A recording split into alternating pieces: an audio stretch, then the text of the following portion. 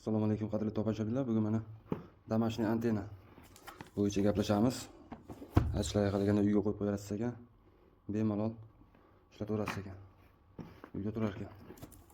Hozir buni obzor qilib qo'yib ko'ramiz.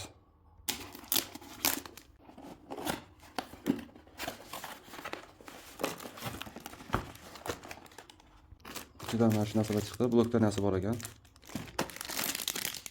Pastavkasi o'rnatgan. И shnuri.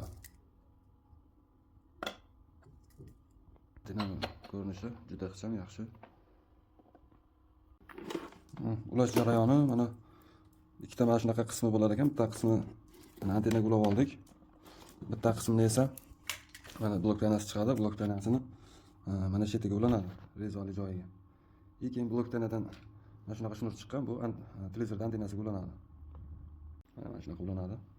Hozir endi blok tanadan kelgan mana shnurni televizorga ulaymiz. Mana azizlar, yomon emas. Ko'rsatib yotibdi, antena oynaning oldiga qo'yildi mana.